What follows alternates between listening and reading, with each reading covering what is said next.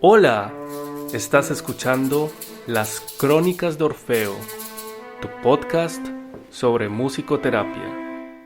Mi nombre es Aníbal Pérez. Soy chelista con maestría en musicoterapia de la Escuela Superior de Música de Hamburgo y actualmente radicado en Alemania. Me encanta la divulgación científica, compartir experiencias y conocimientos relacionados con la musicoterapia. Ponte cómodo y prepárate para conocer más profundamente sobre esta hermosa forma de terapia con información actual y confiable. Bienvenidos. En este primer capítulo hablaré de ¿qué es musicoterapia?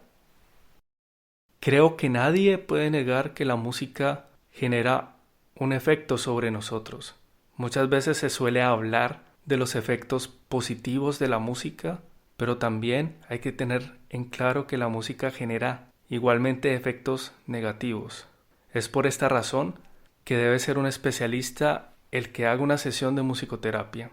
El musicoterapeuta profesional es un especialista que estudia una carrera y que también conoce sobre trastornos psicológicos y también el mejor tratamiento para ellos. Ya por ejemplo, las neurociencias han desvelado algunos de los secretos del cómo la música afecta no solo nuestro cerebro, sino también todo nuestro cuerpo. Hablemos un poco sobre historia de musicoterapia, ya que desde milenios se tenía conocimiento de los efectos positivos de la música. Ya en el Imperio Otomano está documentada la práctica de la musicoterapia con un carácter profiláctico. Y tú te preguntarás, ¿qué es profiláctico?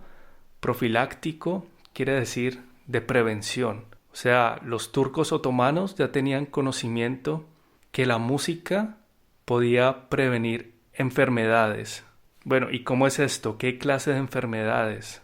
Para ellos, o sea, para este enfoque de musicoterapia, la música afectaba directamente los órganos del cuerpo humano y también el estado de ánimo de la persona. O sea, la música tenía un efecto tanto físico, fisiológico, como también mental.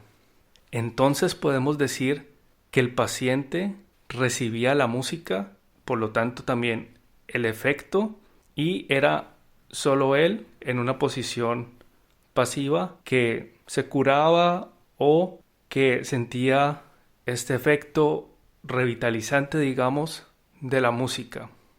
Este tipo de musicoterapia todavía se sigue realizando hoy día y toma el nombre de musicoterapia receptiva.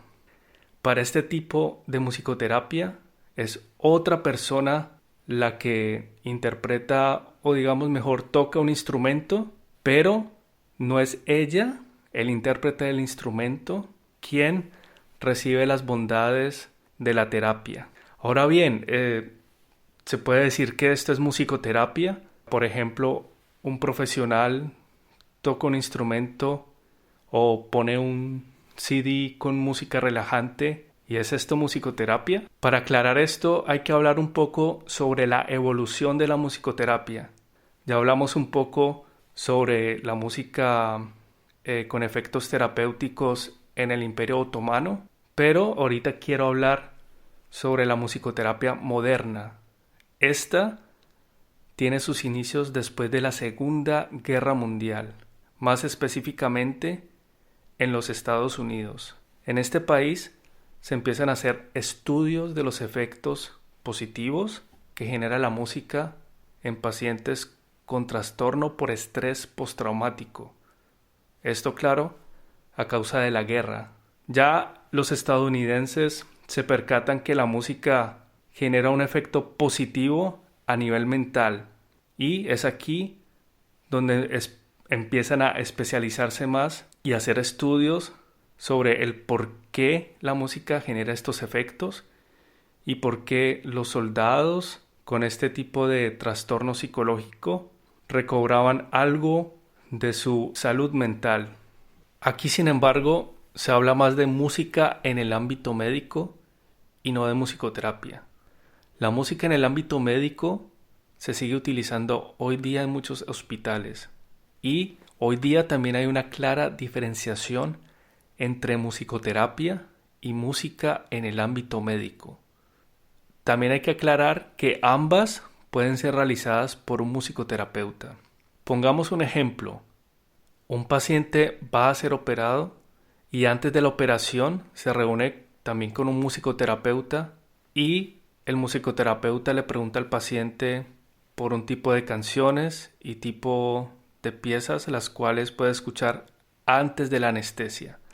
¿Esto para qué? El objetivo de esto es que la anestesia no sea en una alta dosis y que el paciente pueda reaccionar más favorablemente a la anestesia y se quede dormido más rápidamente.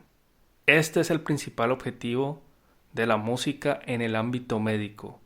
Igualmente, después de una operación, es muy importante que el paciente tenga de nuevo vitalidad y también que tenga un buen estado de ánimo. Es aquí también donde la música en el ámbito médico entra y se puede aplicar de forma que el paciente se recupere de una forma más rápida. Ya pasando a otro tema, con el surgimiento de la psicoterapia en el siglo XX, la musicoterapia ya tomaría un rumbo más independiente y no solo de apoyo aquí, por ejemplo, a la anestesia u otros objetivos médicos. Para este momento ya la musicoterapia toma un rumbo más independiente y también comienza a consolidarse como una disciplina científica. Esto hay que tenerlo muy en claro porque la musicoterapia también se basa en la evidencia científica, pero también se siguen utilizando los elementos de la música, los cuales son el sonido, el ritmo, la melodía y la armonía. Todo esto con fines psicoterapéuticos y para mantener y restablecer la salud mental, física y espiritual del paciente. Esto se acerca mucho a lo que sería la definición de qué es musicoterapia. También alrededor del mundo hay muchas asociaciones de musicoterapeutas y estas asociaciones definen lo que es musicoterapia con sus propios términos y palabras, pero en general el contexto es el mismo. Bueno, y entonces, ¿quién puede beneficiarse de la musicoterapia? Muchas personas me preguntan, ¿debo tocar un instrumento? ¿Debo saber tocar un instrumento para realizar una sesión de musicoterapia? Y la respuesta más clara y breve es no. Cualquiera puede realizar una sesión de musicoterapia y no es necesario saber tocar un instrumento. Te hablaré más o menos de cómo transcurre una sesión de musicoterapia. Antes de una sesión de musicoterapia, el paciente llena un formulario que es una especie de historia clínica donde el musicoterapeuta puede tener una idea más o menos clara de la situación del paciente. La historia clínica del paciente es muy importante porque el musicoterapeuta puede ver la situación actual del paciente y también puede saber qué posibles trastornos puede tener el paciente. Esto es muy importante porque una sesión de musicoterapia, a pesar de que cualquier persona la puede realizar, también existen ciertos trastornos agudos los cuales no son beneficiosos a la hora de realizar musicoterapia. Sigamos hablando de cómo puede transcurrir una sesión normal de musicoterapia. Pongamos un ejemplo. Un paciente acude donde el musicoterapeuta porque se siente muy aislado, solo y porque no tiene un círculo social cercano al que pueda acudir. Es decir, no puede establecer relaciones interpersonales. El terapeuta entonces puede hablar con el paciente y puede analizar su situación de aislamiento y también todo esto mediante la historia clínica. Después de esto, el musicoterapeuta puede invitar al paciente a tocar un instrumento y el paciente, lo más normal y típico es que diga que no puede tocar ningún instrumento. Entonces el musicoterapeuta le puede mostrar las posibilidades de ejecución de los instrumentos que posee y así también puede invitar al paciente a que haga lo mismo. En un consultorio de musicoterapia pueden haber diversos instrumentos, desde instrumentos muy pequeños como las maracas hasta otros de mayor tamaño y especializados como el monocordio.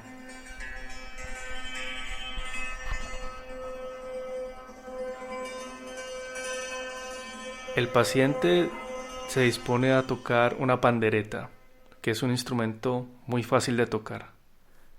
Cualquiera puede tocar una pandereta. Y el terapeuta entonces elige el piano. Esto con la idea de tener un acompañamiento para la pandereta.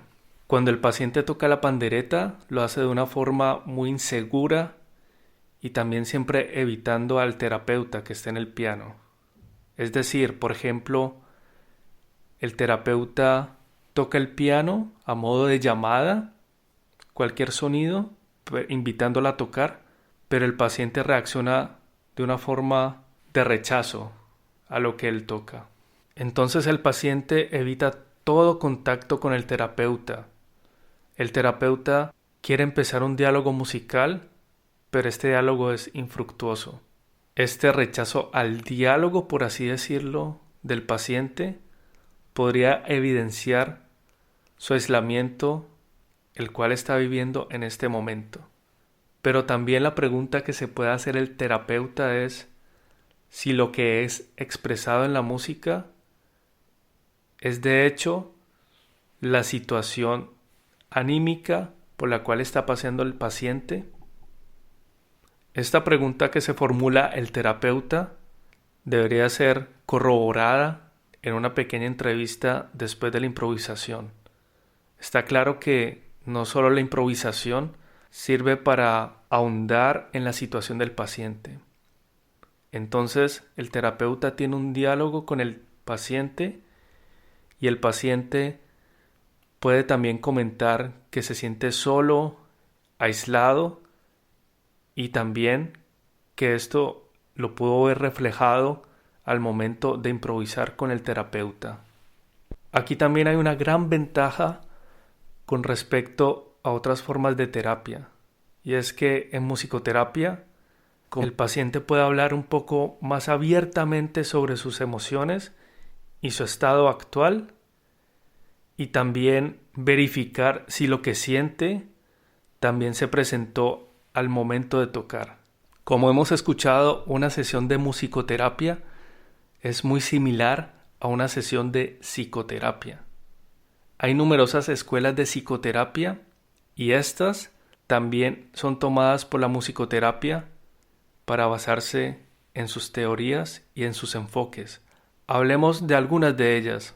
Las más conocidas escuelas de musicoterapia son, por ejemplo, la musicoterapia analítica, la humanista, la cognitivo-conductual, y también está una muy famosa que se llama la musicoterapia Nordhoff-Robbins. Estas son como las más conocidas. También hay otras como lo son la musicoterapia comunitaria y la antroposófica. También un musicoterapeuta puede evaluar qué tipo de enfoque es el más adecuado para el paciente. En general, la característica más beneficiosa que puede tener un paciente al realizar la musicoterapia es cuando, por ejemplo, el paciente no puede interactuar socialmente. La musicoterapia es una clase de terapia que nos puede acompañar durante toda la vida, desde antes del nacimiento, como también hasta el último momento de nuestras vidas. Antes del nacimiento, por ejemplo, la musicoterapia facilita la relación entre madre y bebé, y también está la relación triangular, no hay que olvidar, entre padre, madre y bebé. Todo esto se hace para mitigar ciertas complicaciones que pueden producirse durante el embarazo. El embarazo, como sabemos, es un periodo también muy estresante, y este estrés puede afectar la salud mental de estos miembros de la familia. Se escucha hablar mucho sobre el efecto Mozart sobre los bebés, pero esto en realidad no tiene